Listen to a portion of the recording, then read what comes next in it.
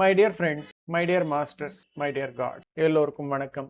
தியான யோகம் நிகழ்ச்சிக்கு உங்கள் அனைவரையும் வரவேற்கிறேன். இன்றைய பகவத்கீதா சத்சங்கத்தில் ஸ்ரீ கிருஷ்ண பரமாத்மா நிலையானது என்பது என்ன, அவ்விதமான நிலையான விஷயங்கள் அனைத்தும் யக்னத்தின் மூலம் எப்படி உருவாக்கப்படுகிறது என்ற விஷயத்தை போதிக்கிறார். My dear friend, Shrimad Bhagavad Gita 3வது அத்தியாயம் கர்மயோகம் 15வது ஸ்லோகம். கர்ம பிரம்மோத்பவம் வித்தி பிரம்மாக்ஷர சமுத்பவம் தஸ்மாத் சர்வகதம் பிரம்ம நித்யம் யக்ஞே பிரதிஷ்டிதம்.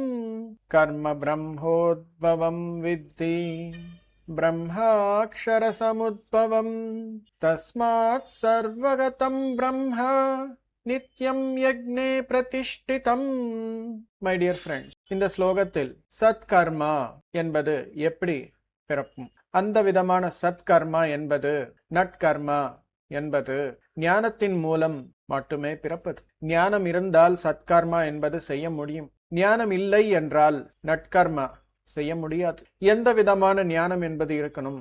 ஆன்ம ஞானம், பிரம்ம ஞானம், நிலையான ஞானம் என்பது இருக்க வேண்டும். அப்போதான் நட்கர்மா என்பது செய்ய முடியும். மை டியர் ஃப்ரெண்ட், இவ்விதமான ஞானத்தை பற்றி பண்டைய காலத்தில் ஹிந்து நூல்களில் பார்த்தால் அந்த ஞானம் அனைத்தும் பெற முடியும். அவ்விதமான நூல்கள் தான் வேதம் என கூறப்படுகிறது. மை டியர் ஃப்ரெண்ட், வேதம் என்பது எங்கிருந்த பிறப்பும்? வேதம் என்பது மூல சைத்தன்யத்திலிருந்து பிறப்பும். மை டியர் ஃப்ரெண்ட், இந்த மூல சைத்தன்யத்தோட இணைந்து மூல சைத்தன்யம் என்றால் என்ன என்ற விளக்கம் நமக்கு பிறந்தால் மட்டுமே, அனுபவபூர்வகமாக பிறந்தால் மட்டுமே நமக்கு ஞானம் என்பது புரிவது. மை டியர் ஃப்ரெண்ட்ஸ், இல்லை என்றால் இல்லை.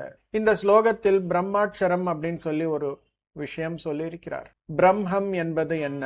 பிரம்மம் என்பது அனைத்து இடங்களிலும் இருக்கிறது. அதுதான் பிரம்ம, அதுதான் பிரம்ம தத்துவம். அக்ஷரா என்றால் என்ன? எந்த சூழ்நிலையில் இருந்தாலும் என்றும் அழியாதது என்பதுதான் அக்ஷரம் அப்படின்னு சொல்லுவார்கள். இவ்விதமான பரபிரம்மம் என்பது எப்படி உருவாக்கும்? பரபிரம்மம் என்பது வெறும் யக்னத்தின் மூலம் மட்டுமே உருவாகும். யக்னம் என்றால் என்ன? செல்ஃபிஷ் டீட்ஸ் கிடையாது. செல்ஃப்லெஸ் டீட்ஸ், செல்ஃப்லெஸ் கர்மா, தன்னலமற்ற கர்மா, நட்கர்மாவின் மூலம் மட்டுமே யக்னம் என்பது உருவாகும். யக்னம் என்றால் செல்ஃப்லெஸ் கர்மா. அவ்விதமான யக்னத்தின் மூலம் மட்டுமே பிரம்மம் என்பது புரிய வருது. பிரம்ம தத்துவம் என்பது ஒன்று இருக்கு என்ற விஷயம் புரிய வருது.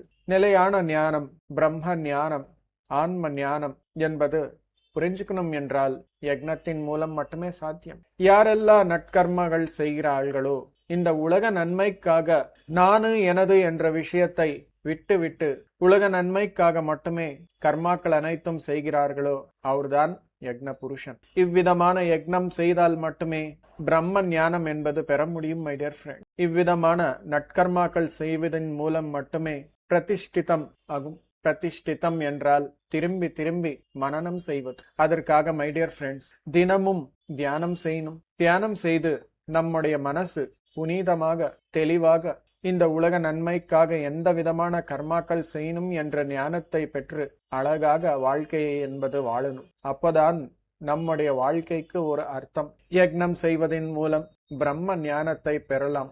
பிரம்ம ஞானத்தை பெற்றவர்தான் கடவுள் என சொல்லப்படுகிறது. மை டியர், படைப்பாளராக இருப்பார். அதற்காக தினமும் தியானம் செய்வோம்.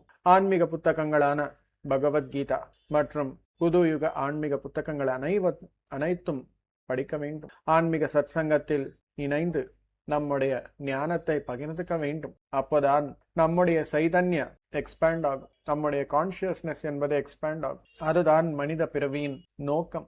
இவ்விதமான வாழ்க்கையை வாழ்வோம். My dear, thank you my dear friends.